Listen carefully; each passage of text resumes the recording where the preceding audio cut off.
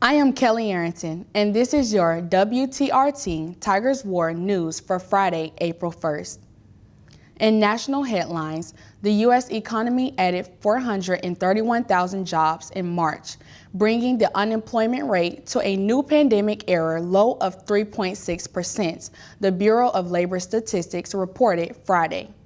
The job gains were lower than economists had expected, but still rounded up a strong first quarter for the U.S. labor market with an average monthly gain of more than 500,000 jobs.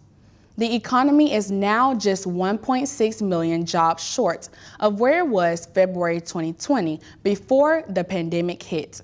As things are normalizing and the workers return to their offices, the number of people working remotely because of the pandemic also declined, falling to 10% in March from 13% in February. COVID-19's grip on the U.S. is shrinking. Just over 16,000 people are currently hospitalized with the virus, the lowest number since the start of the pandemic. That's according to the Department of Health and Human Services, which adds COVID-19 patients in the ICU are decreasing as well. COVID-19 hospitalizations peaked this January during the Omicron variant surge.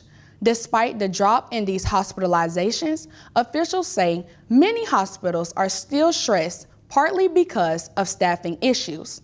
The Centers for Disease Control and Prevention says since August 2020, more than 4.5 million people have been hospitalized for the COVID-19. More than a third of those patients were at least 70 years old. Yuri Venstrenko, the CEO of Ukraine's state-owned gas company Naftogaz, called on the world to stop buying Russian gas and oil and said that Ukraine is prepared to lose any transit values. Approximately 1/3 of Russian gas supplied to Europe flows through Ukraine. Speaking to CNN's Becky Anderson following the Russian president's announcement that he would suspend gas contracts unless unfriendly countries pay in Russian rubles. As soon as Europe stops buying Russian gas, there will be no flow of Russian gas. So we won't even need to turn off the taps. And at the same time, as long as Europe continues to buy Russian gas, of course, it would be worse if this gas goes through such pipelines as Nord Stream 1 or Nord Stream 2 that Putin built. In local news, the state of Georgia will pay nearly $5 million to the widow of Screven County man killed by a state patrol trooper. 60-year-old Julian Lewis was shot and killed by GSP trooper Jacob Thompson in August 2020. A year and a half after Lewis' death, his family is still looking for justice. Attorneys said they hope the settlement brings the family a step closer to that, but it's bittersweet. A bill that will allow Georgia residents to carry handguns in public without a license could soon become law. The House passed Senate Bill 319 Wednesday and is now being sent back to the Senate for some minor changes before it is expected to be signed into law by Governor Brian Kemp.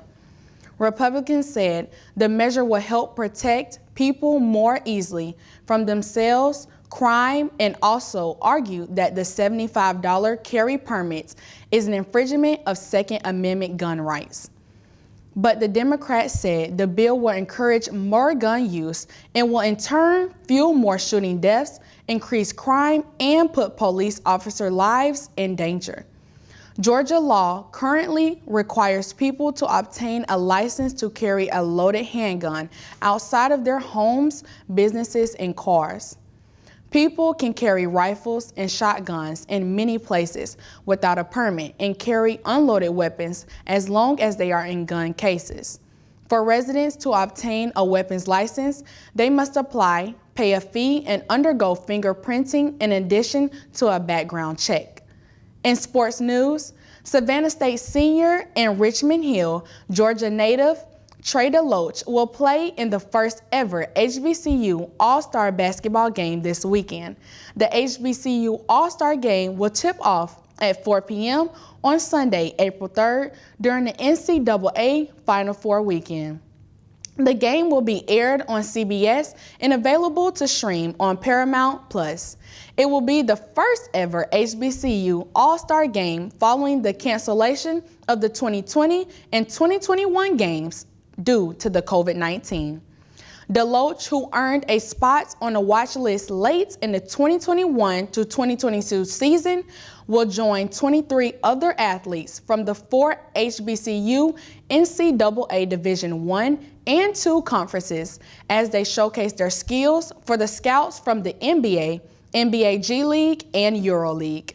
Following an 0-3 start to the 2021 through 2022 season, Savannah State's men basketball made an incredible postseason run in the 2022 SIAC Championship Tournament.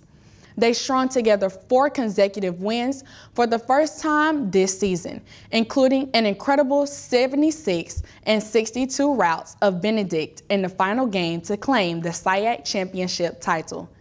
This has been your WTRT Tigers War News for Friday, April 1st. I am Keleigh Arrington.